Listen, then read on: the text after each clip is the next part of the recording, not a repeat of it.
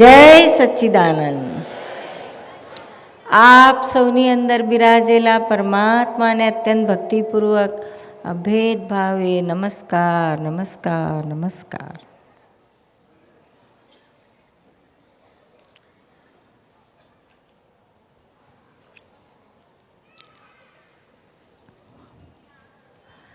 આજના આપણા સત્સંગનો વિષય છે કામ કાઢી લો.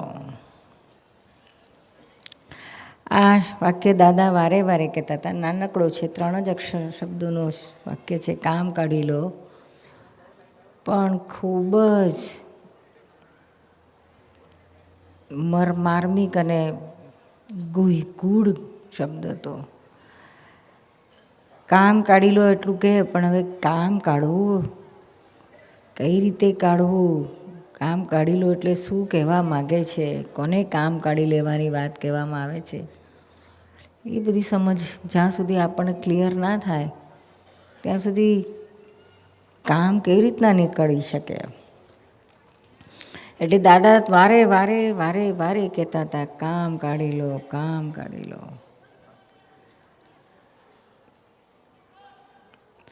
સાવ પહેલી વાર આવનારો નવો હોય એને પણ કહેતા હતા, કામ કાઢી લો. વારે વારે સત્સંગમાં આવનારા એમને પણ કહેતા, કામ કાઢી લો.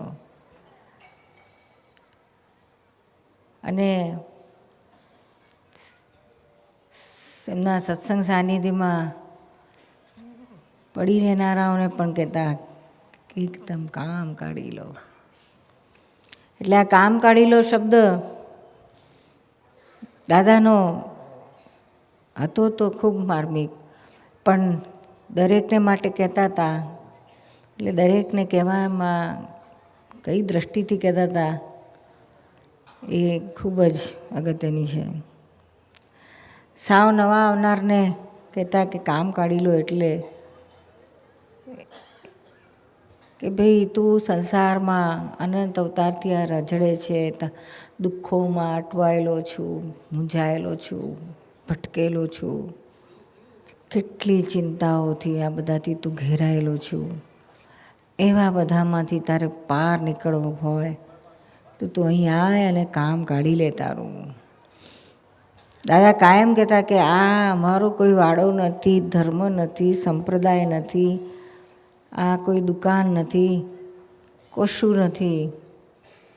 અહીં કોઈ અમે ગુરુ નથી, શિષ્ય નથી બનાવતા, પણ આ તો ખાલી કામ કાઢી લેવાનું સ્થાન છે એમ કહેતા. કામ કાઢી લેવાનું સ્થાન. કામ કાઢી લેવાનું સ્થાન એટલે શું? નવા આવનારાને આ જ ઇન્ટ્રોડક્શનમાં કહેતા કે ભાઈ અહીંયા તો આ બીજું કશું તમારું કામ કાઢી લે.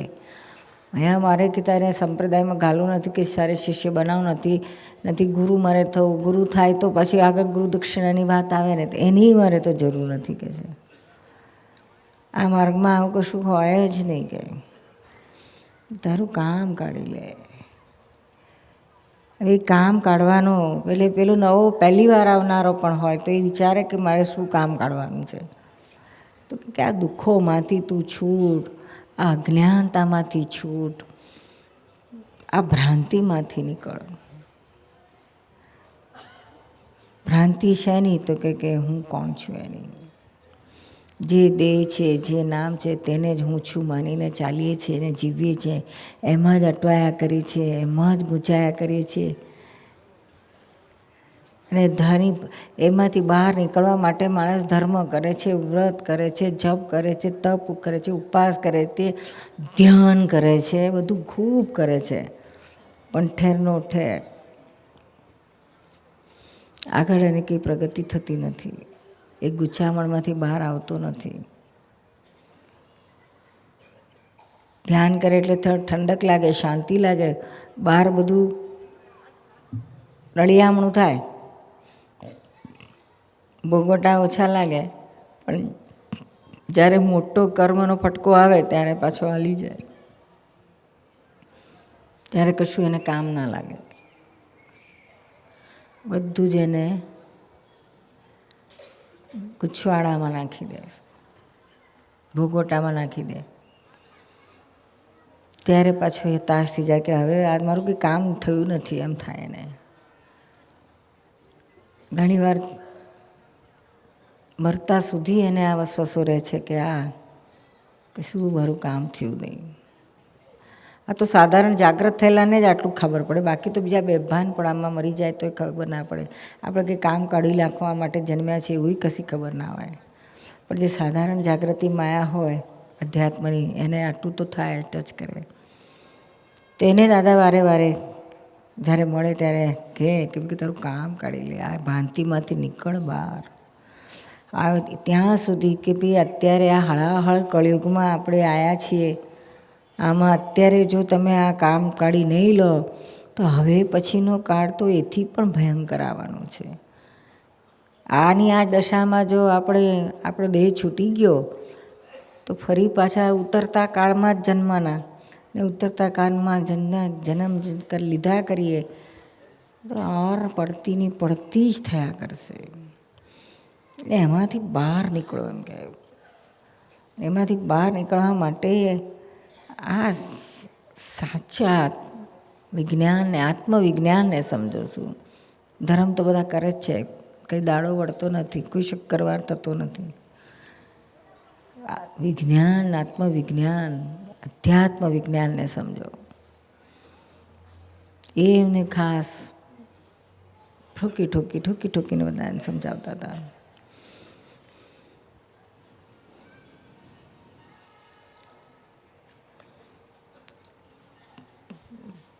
પછી વાત આવે છે મહાત્માઓની, જેને જ્ઞાન લીધેલું છે એ લોકોને માટે ખાસ.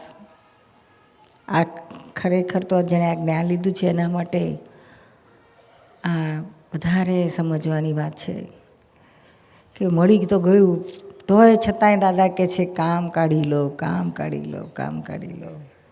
હજી એથી આગળ શું કામ કાઢવાનું રહે છે?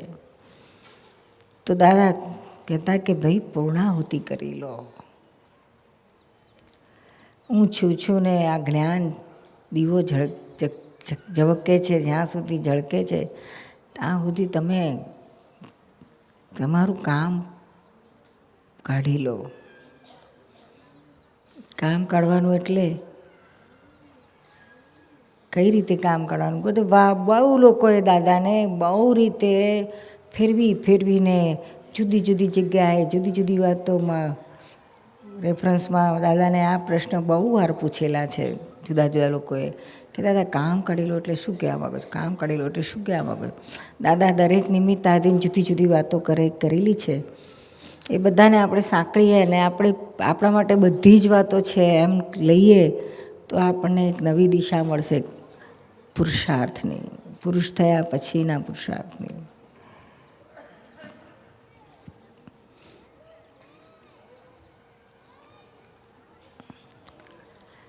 ખાસ તો કહેતા દાદા, એક જણે પૂછ્યું કે દાદા કામ કાઢી લો એટલે શું કહેવાનું? અમારે શું તમે કહેવા માગો છો? અમારે કામ કાઢી લેવાનું એટલે? તો દાદા કહે છે અમારી 5 આજ્ઞામાં રહો. તો કે 5 આજ્ઞામાં દાદા 100% રહેવાનું? એ તો રહેવાતું નથી કે છે. દાદા કહે છે 100% રહેવા સુધી જવાની તમારે એ દિશામાં જવાનું છે. 5 આજ્ઞા 100%માં રહેવાય ત્યાં સુધી જવાનું છે. અને એમાં રહેવાય એના માટે તમે આ બહારની અમારા સત્સંગ સાનિધ્યમાં વધારે રહો કે છે. જેટલા સત્સંગ સાનિધ્યમાં વધારે રહેશો એટલું આ તમને આમાં રહેવામાં, આજ્ઞામાં રહેવામાં, જ્ઞાનમાં રહેવામાં બળ વધારે મળતું જશે. તો આગળ બીજો પ્રશ્ન આવે છે કે સત્સંગ સાનિધ્યમાં તો કેવી રીતના વધારે રહેવાય? ખાલી આ બધી વસ્તુઓ સમજણથી જ કરવાની છે. સમજણ જ ગોઠવીને રિઝલ્ટ લેવાનું છે, કરવા માંડી જવાનું નથી. સમજણ એવી તમે અંદર ગોઠવો કે એના પરિણામ સ્વરૂપે આપણે જે જોઈએ છે તે આવીને ઊભું રહે. આ મોક્ષે જવા માટે સમજણની જ સેટિંગ કરવાની જરૂર છે. બહારની ક્રિયાથી કશું બળે નહીં, એનાથી કોઈ પરિણામ આવે પણ નહીં. એ હાથમાં એ નથી કોઈના. અંદરની સમજણ એવી સેટ કરો તો એની મેળે પેલું પરિણામ આવીને ઊભું રહે. તો કે મને આમાં સત્સંગમાં વધારે રહેવું હોય તો મારે શું કરવાનું, શું શેનાથી મારાથી વધારે રહેવાય? તો દાદાએ બહુ સુંદર જવાબ આપ્યો કે તારે આ બહારની વસ્તુની ડિવેલ્યુએશન કરી નાખવાની છે. બહારની વસ્તુની ડિવેલ્યુએશન થશે એટલે ઓટોમેટિક તને આત્મા તરફ જ વધારે ખેંચાણ થશે, તું એ તરફ વધારે આવીશ. બીજું કશું કરવા નથી કહ્યું, ખાલી આ ડિવેલ્યુએશન કરતો જાને. આપણે જે કેટલી બધી વસ્તુઓને વેલ્યુ વધારતા જઈએ છીએ, મૂકતા તો જઈએ છીએ પણ વધારતા જઈએ છીએ. હવે જે આપણે આપણા મનથી જ વેલ્યુ વધારી છે, સાપેક્ષ છે આ વેલ્યુઝ બધી, એવી કંઈ ખરેખર હોતી નથી. બીજી દ્રષ્ટિથી જોવા જઈએ તો આપણને એની વસ્તુની વેલ્યુ પણ નથી હોતી. આપણા મનને ગમ્યું એટલે એની વેલ્યુ વધી ગઈ, આપણા મને ના ગમ્યું એટલે ડિવેલ્યુએશન થઈ ગઈ.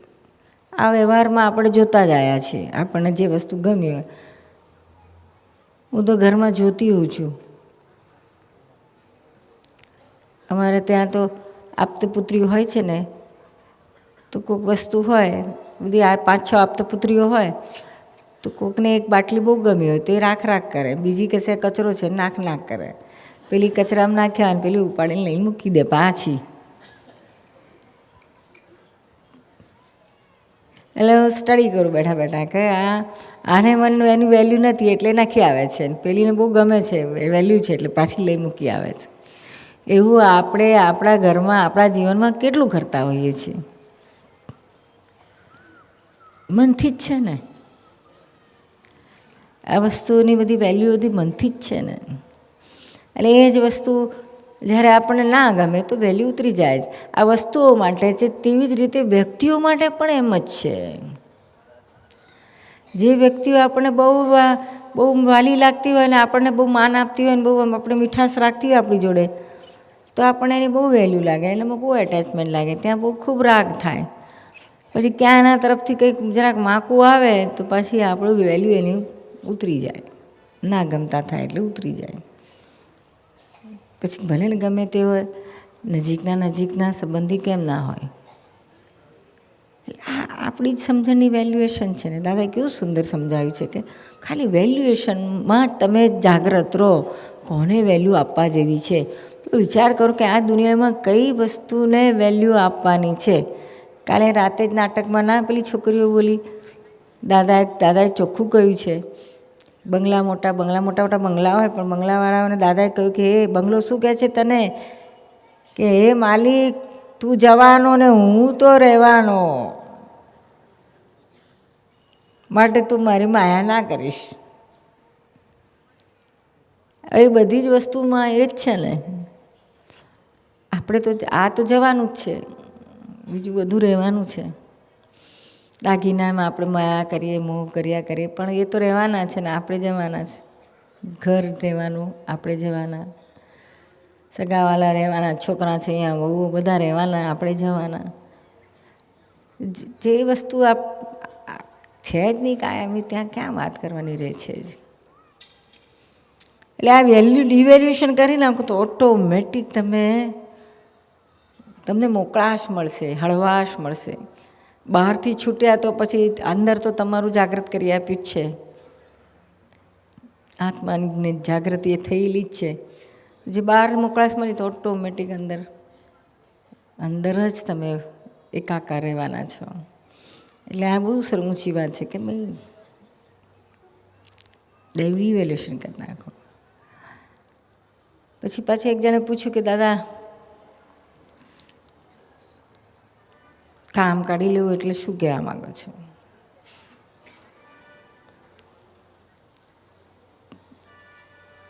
કારણ કે કામ તો અમે તો કાઢીને બેઠા જ છીએ, તમે મળ્યા એટલે અમારું કામ તો થઈ જ ગયું છે. વાત 100% સાચી છે. દાદા કહે છે પણ હજુ આગળ પુરુષાર્થ છે ને, પુરુષાર્થ રહ્યો ને. અમે તમને જ્ઞાન આપ્યું એથી તમારું જાગૃત તો થઈ ગયો આત્મા, પણ હવે તમારે પુરુષાર્થમાં રહેવાનું છે કે છે. પુરુષાર્થમાં તમે એટલું જ રહો કે અમારી જોડે રહો, પાછળ પાછળ ચાલ્યા કરો, બહુ પાછળ ના પડી જતા. એમ કે અમારે ખોળવું પડે ક્યાં છે,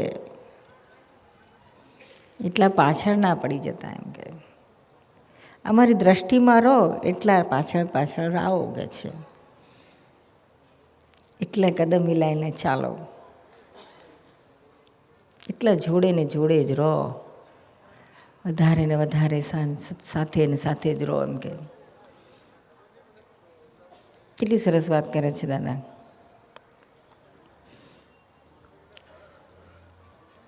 પછી એક જણે પૂછ્યું, દાદા કામ કાઢી લીધું મેં, મારું કામ નીકળી ગયું, એની નિશાની શું? મને શું ખબર પડે કે મારું કામ નીકળી ગયું? હવે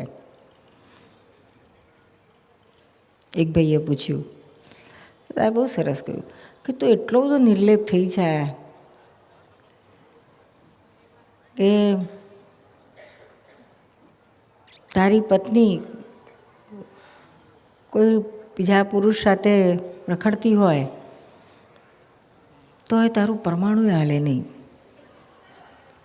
કશું અસર જ ના થાય તને. તું આમ જ કે આ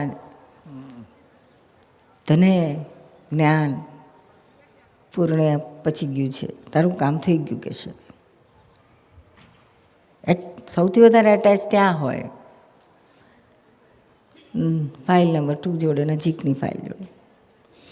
ત્યાં જ આટલું એની વિતરાગતા આવી ગઈ, વાત પૂરી. આપણે અહીંયા એ થર્મોમીટર સુધી આવ્યા છીએ કે વાઈફ મરી જાય તો એને અસર નથી થતી. કાલે જ એક ભાઈ બોલેલા, સાવ નવા જ હતા, કે છે કે મને અસર નથી થતી, મારી વાઈફ ઓફ થઈ ગઈ, મને હાલ્યું નહીં કે છે. એ બેરોમીટર પાર કરી ગયા, એટલે ઘણા મેં જોયા છે. આ બેરોમીટરમાં આવેલામાંથી આ વસ્તુ એ બહુ ગુપ્ત હોય છે, પણ એવી અમારી પાસે એવી આલોચનામાં ગુપ્ત વસ્તુ આવતી હોય છે. પણ આ લેવલમાં પણ ગયેલા મહાત્માઓને મેં જોયેલા છે, જ્ઞાનથી સોલ્વ કરીને. એ પણ લેવલના છે. એ તો બહાર તમારી પાસે ના આવે, પણ અમારી પાસે એવી વાત આવે છે કે જે આ પણ લેવલ સુધી અચીવ કરી શકેલા છે. ત્યારે અમને અહો થાય કે આ દાદાના બેરોમીટરમાં આવી ગયો, કામ નીકળી ગયું, અહીંયા પણ નિર્લેપ થઈ ગયો. એટલે આપણે આ પૂરી પોતાની જાતને જ તાવવાનું. અમે એમ નથી કહેતા ને આજે જ થઈ જ જશે તમારું, પણ આ બધા જ આ બેરોમીટર્સ આપણને આપેલા છે, આપણી પાસે રાખીએ, હાજર રાખીએ, કામ લાગશે, ક્યારે ને ક્યારે કામ લાગશે.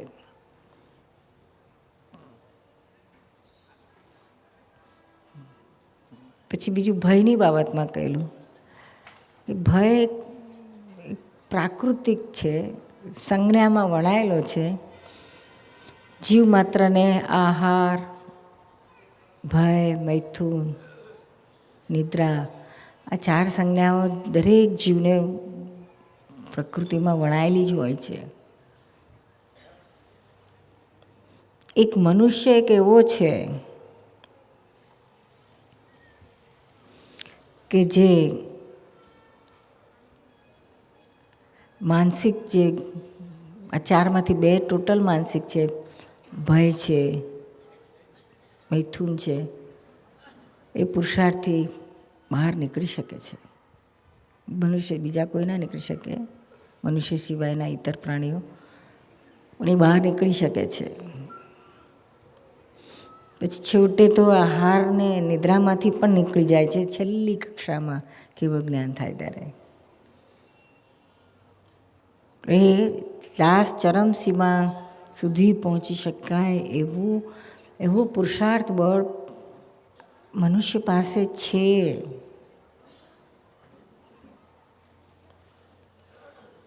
આહાર અને નિદ્રા છેલ્લે જાય છે, કાઢી શકે છે કેવળ જ્ઞાનમાં. પણ ભય અને મૈથુન તો ઘણી બિગિનિંગમાં જ કાઢી શકે છે. જ્યારથી એ પુરુષાર્થ તરફ માંડ્યો હોય, મોક્ષ માર્ગ તરફ વળ્યો હોય, એમાં તો બહાર નીકળી જવાય એવું છે. તો આમાં જે જીતી ગયા સંપૂર્ણ મનથી, પણ ત્યાં જાણ કે આનું કામ નીકળી ગયું, આ છૂટી ગયો, આગળના પગથિયાની માટે તૈયાર જ છે. ગમે એવું થાય તો એને ભય લાગે જ નહીં. અને ગમે એવા લલચાવનારા, મોહાવનારા પ્રસંગો હોય તો એનું રૂવાડું હાલે નહીં.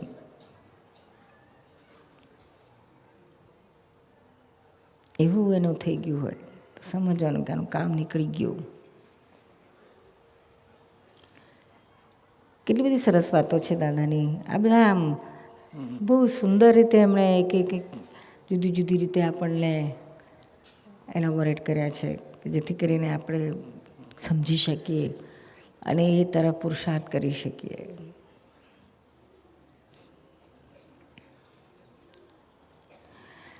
આ તો જ્ઞાન મળે એટલે બધા મહાત્માઓનો તો અનુભવ છે કે તરત જ ચિંતા, ઉપાધિ, ટેન્શન, આ તે બધું જતું રહે છે, એની મેળે જ જતું રહે છે. ભોગવટા ઓછા થઈ જાય છે, દુઃખો ઓછા થઈ જાય છે, એ એની મેળે જ થઈ જાય છે. એ જ્ઞાનના પ્રતાપે જ થઈ જાય છે, આત્મજ્ઞાનના. પછી આગળના બધા સૂક્ષ્મ અવલંબન, બધા બાધક કારણોને પાર કરે તો વાત ખરેખરા અર્થમાં કામ નીકળી જાય એવું છે.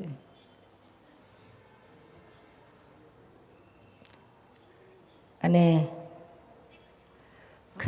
ફરી આવો તાલ ખાય એવું નથી, આવું અક્રમ વિજ્ઞાન મળે એવું પણ નથી. દાદા કહેતા કે આ અક્રમ વિજ્ઞાન ઇતિહાસમાં જોયો તો લાખો વર્ષે, 10 લાખ વર્ષે આવ્યું છે એવું ફટાક દઈને.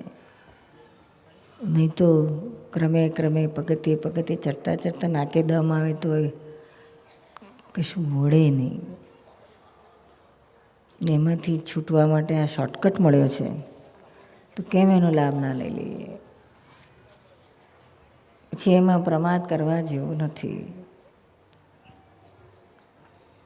દાદા ઢંઢોલી જગાડે છે વાતે. જેમ પેલું ગૌતમ સ્વામીને મહાવીર ભગવાન વારે કહેતા હતા કે હે ગૌતમ, સમયમ ગોયમ માં પમાય, સમય વહી જાય રહ્યો છે, તું પ્રમાદ ના કર. એવી રીતે દાદા કામ કાઢી લો વારે વાતે કર્યા કરતા હતા. હવે આમાં સમય બગાડવા જેવું નથી. અનંત અવતાર આપણે બગાડ્યા છે, ખૂબ બગાડ્યા છે. હવે બગાડવાનું પોસાય એવું પણ નથી. શું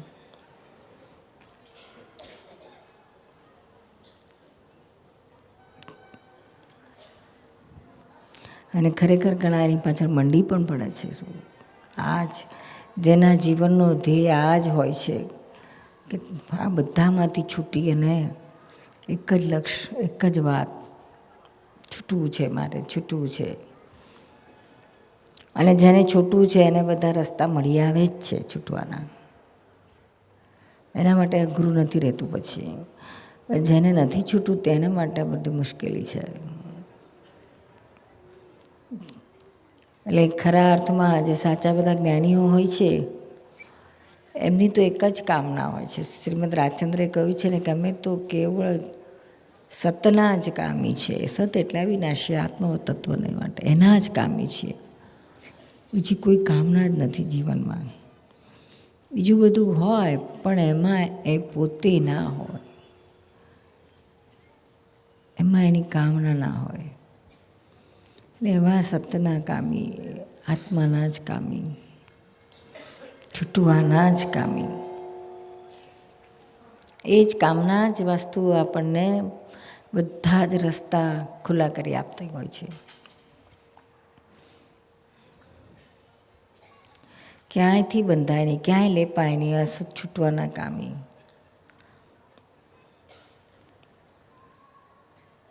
એટલે સતત જાગૃતિમાં જ રહે કે આ મને ક્યાંક બંધનમાં નાખશે, આ મને બંધનમાં નાખશે.